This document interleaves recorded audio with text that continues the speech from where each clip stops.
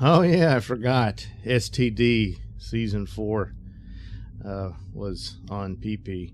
And, well, it concluded. So there was just no way I was going to do videos on each episode. I pretty much gave up on that because I genuinely forgot about it.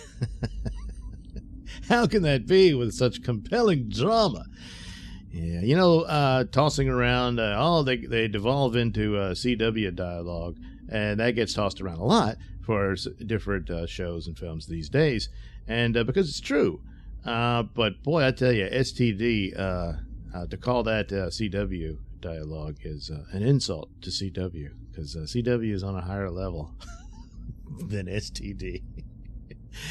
So there was nothing here. So the whole season, at the very least, I can't say that they did much damage to Star Trek. They've already done what damage they could do. You know, they ruined Spock. They screwed around with the Guardian of Forever and stuff like that, and Harry Mudd and all that crap, and they just didn't know what they were doing. Even so, it's so far removed that you could always, it's so obvious that there's no other way to explain it other than that it is an alternate universe version of Star Trek. But then they did Picard, which is Last Jedi level damage to the Star Trek brand. So STD was never really going to be able to do that. But Picard did. Sure did. So anyway, another anomaly appeared. Oh no, and it destroys worlds and stuff. And Book wanted revenge. And he teams up with this super duper scientist who wants to stop the anomaly himself. He's got this plan to kill it, and the Federation's like, oh, we don't do that, and it could be very dangerous. So of course it is. You know, it would have to be, so that they can be right. You know, but they Book and the guy, I forget his name, it doesn't matter, take off together to fulfill this plan. Turns out the guy had been in some prison somewhere and fell in love with his cellmate. Yeah, his alien boyfriend, who had a theory about how they could, I guess, escape. He talked about some world that was like heaven, and it sounded more like the Nexus. But then, you know, Kurtzman's like, Nexus, what's that? So, but no, it was a parallel universe, and he decided he could figure out an equation on how they could get there. So that was the whole plot for that guy, and. But it didn't seem to work. The guy was actually there to spy on him, but he had fallen in love with him by then, and so he felt bad. But he did manage to escape, but his boyfriend had to stay behind because he was injured and stuff, and so he felt bad about that. Yeah. And he was hoping that perhaps, maybe his boyfriend somehow managed to figure out how to get to that parallel universe. So he needed to blow up the anomaly to get the power to jump through to get to that other universe to be with his boyfriend. Yeah. So, you know, since they did the whole story and to give that backstory for this guy, I thought that, you know what the big reveal will be is that his boyfriend is the one behind the anomaly. Yeah. Yeah, they didn't think of that.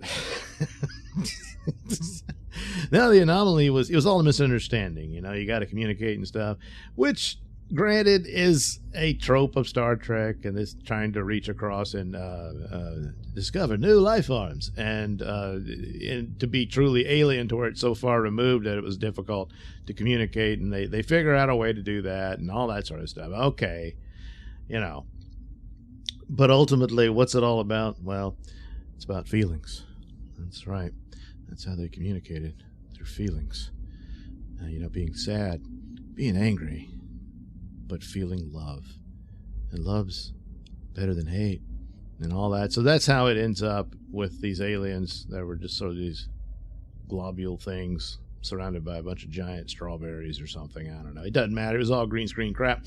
And so ultimately they were able to communicate. Book changes his mind at the last minute, and he seemingly dies as he teleports or transports, rather, same thing, out of the ship.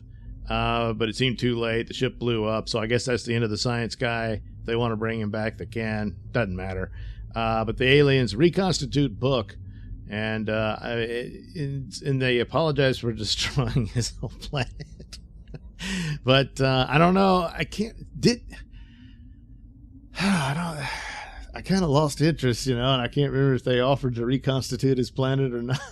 No, they didn't. That's right. Because afterwards he had to do community service because of violating Federation regulation, whatever, and all that stuff, shenanigans he got involved in. Plus, he and the science guy kidnapped Jet Reno, and Jet Reno outfoxed them, except she didn't do anything with it. They forgot to scan her and search if she had anything on her, and of course she had some communicator up her sleeve, but all she needed was some licorice to make it have electricity. And so she does that, and that was for a book to be able to contact Discovery. It was really stupid. This just didn't work at all. They didn't explain how that would have happened and how they're that stupid. And at one point, the scientist guy and Book get in a fight because Book's trying to stop him, and but he gets the better of Book and then throws him into the force field little prison that he had Jet Reno in. While the door is open and his back is turned to Jet Reno, that's when she doesn't do anything. She just sits there and stares at all this and says, "You're a really bad guy." And yeah. So, whatever. But the aliens reconstitute him, Book, and he goes off with his cat. Apparently the cat's got to do the community service, too, with him. And so, there you go.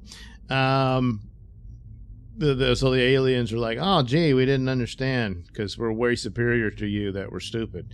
So they said, "Well, we won't blow up any more of your planets." So there you go. They saved the day.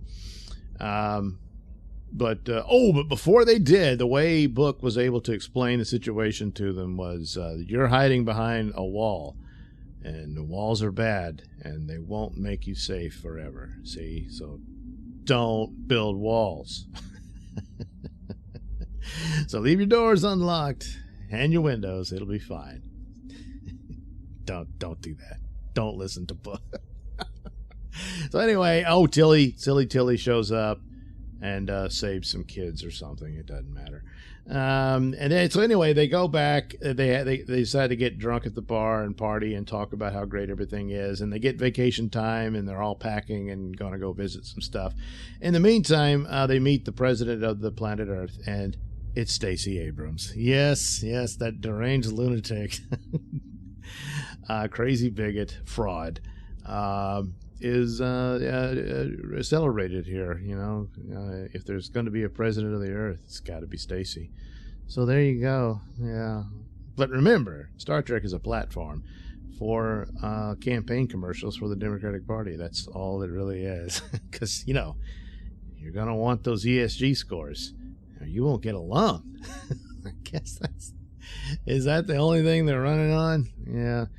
Yeah. Once the Great Reset happens, you'll be forced to watch STD because there'll be nothing else on. I wish that was a joke, but well, anyway, there you go. There's they sort of gave it like there was speech after speech after speech. Oh God. Oh, gee, it's just terrible. But at the end, Burnham kind of had something there, and if they wanted to end it, they could end it there, I guess. But I don't know. I don't know. Have they announced the 5th season? They might as well. Yeah. So anyway, that's STD season 4.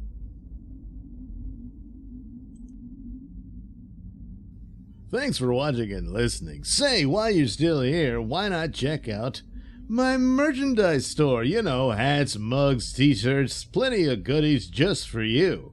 And in the link description below, you'll find links to other merchandise stores that also contained lovely Nailsin artwork. Oh, yes. Speaking of other stores, head over to indieplanet.com where you can get a copy of my comic book Night Night. Yes, based on the audio plays of the same name that you can listen to here or on my podcast. Podcast? What podcast? Oh, the Mr Nailsin Show over at radiomisfits.com or wherever you get your podcast. Oh, you'll want to check that out.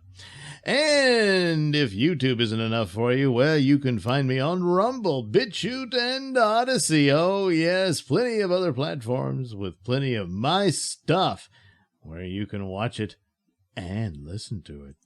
And then, of course, there's a little more, too, over at my locals page, which is going to have a whole bunch of stuff, including my poor man Mystery Science Theater treatment of old public domain movies, typically in the genre of horror and science fiction. Oh, yeah, plenty of that on there, but it's behind a paywall. But don't worry, there's a lot of free stuff, too, links to, well, a lot of videos like you just watched, some Photoshop images, stuff like that, over at the Mr. Nailsin post at thenailsinratings.locals.com. Yes, it's just that simple. And if all of this isn't enough for you, well, you can keep up with your old pal Mr. Nailsin at these social media platforms.